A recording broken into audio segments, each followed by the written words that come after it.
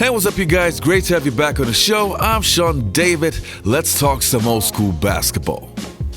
In this episode, I want to talk about one of the best bigs of all time and my personal favorite big, Hakeem Olajuwon. And I want to tell you a story why you should never, ever provoke Hakeem the Dream. But before we start with this video, I want to give a quick shout out to my Patreons. Thanks a lot, you guys, for supporting the show. I really appreciate it. And I would say enough said. Let's get right into today's episode.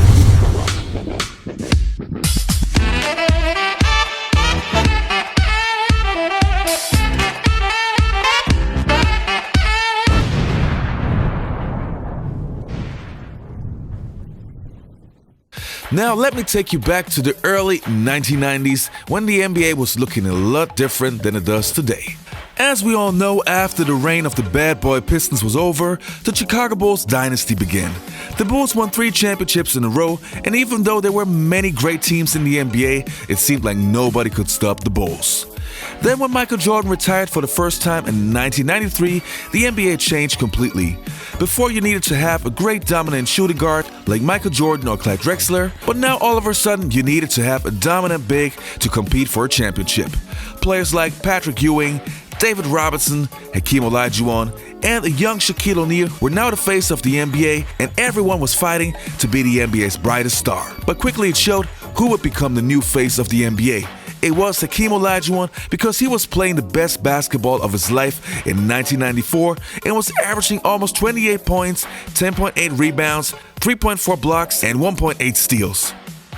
He was the only guy I can recall being in the top 10 in blocks and steals. Even though the Rockets only had Hakeem Olajuwon as their only superstar, he took that team to the NBA Finals and battled the New York Knicks in an epic 7-game series. Hakeem was now on top of the world, won the MVP award, and was widely considered to be the best player in the world.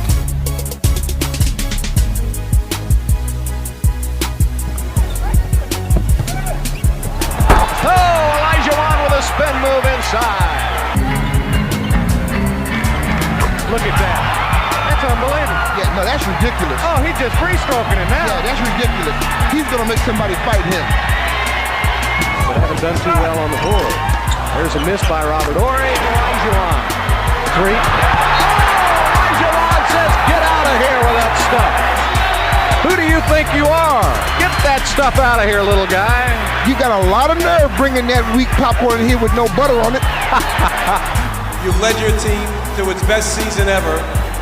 You're a certain Hall of Famer, and you do it with an elegance and a grace that's spectacular. Congratulations on being the 1994 NBA Most Valuable Player. Even until today, that championship team often gets overlooked and also is very much underrated. The following season, the Rockets were struggling. Every team wanted to beat the reigning champion, and the Rockets only won 47 games that season. And even though Olajuwon was matching the same numbers of the previous season, David Robinson's San Antonio Spurs won 60 games, while David was putting up incredible numbers. Once the playoffs began, nobody was giving the Rockets a chance to win a title, even though Clyde Drexler joined that team. In the first round of the playoffs, the Houston Rockets were almost eliminated by the Utah Jazz, but just in the right moment at the right time, the Rockets seemed to gel and had a major comeback. Then we came together, said, now we have to make our run right now. This is it. Screen stock left to right.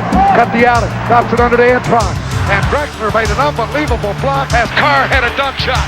Olajuwon across the lane. Got it. The Rockets were facing the favorites Phoenix Suns in the Western Conference semifinals, and in a 7-game series, the Rockets somehow made it to the Western Conference Finals. Olajuwon had a great series, averaging 29 points per game, and showed the world that he was still the best player in the NBA. Then, in the Western Conference Finals, the Rockets would face the team with the best record in the NBA, the San Antonio Spurs with David Robinson. But then something happened that did not sit well with Hakeem the Dream.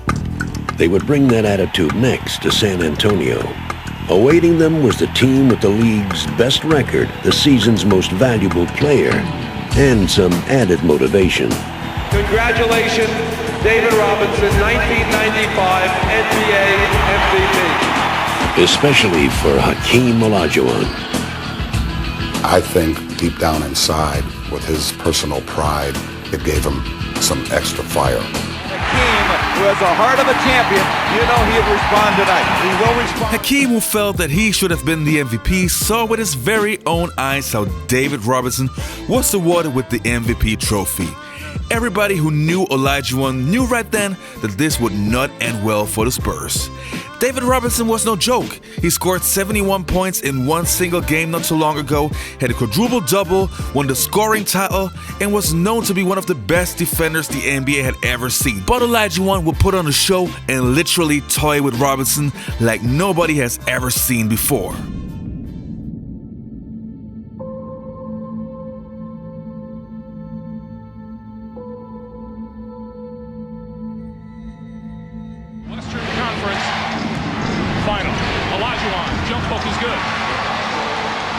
Requires offense, so he's got to see some guys score some points. And unless they're just going to miss and think about extra possession, Rodman's fine right where he is. Olajuwon has 4. That one-dimensional player you're talking about, Steve. Olajuwon, fall away, got the bucket and the foul.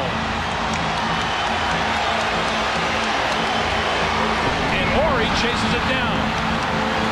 Feeds Ellie on the drive. Pull up at the foul line, hit a couple jumpers. They're trying to get all the way to the hoop. It's not working. Olajuwon will take the jumper and in.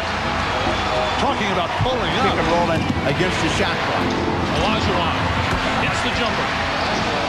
That is flawless execution. Vastly superior, as you would expect, after the first 2 games. Olajuwon again with the long-range jumper. Running it so he can't just drive to the hoop and force the defense to collapse. Olajuwon across the lane, hits again. Hakeem Olajuwon gives the Rockets up 38-27. Olajuwon, the jump hook. He and Terry Cummings have been waging war down low. Sal wanted an illegal on Rodman. Olajuwon again overcoming. Drexler has to get off of it. Olajuwon does. The snap on that shot. He is so determined tonight, playing with the confidence and poise of a champion. Saddled with foul trouble. Olajuwon jump hook. Up the bounce. Hakeem has 26. Olajuwon with the jump hook. He's not playing with fouls. He's fresher. Olajuwon quiets the crowd. This crowd's not going to stay quiet.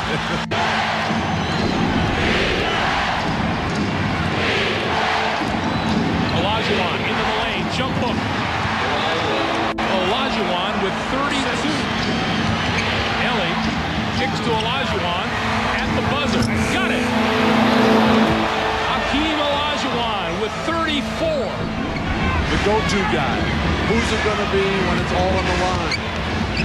Olajuwon. Oh. They know who they have, and you've got to keep attacking. Keep with their threes. No fakes. Olajuwon again. Averaging each of their first 7 seasons. And Avery Johnson is one of them. Hakeem for Cassell. Now they're cutting to the basket. Olajuwon has a chance to go one-on-one. Shot clock at 4. Consider that a distraction for the San Antonio Spurs? Olajuwon's 5 blocks have all been in the 4th quarter. 42 for Olajuwon.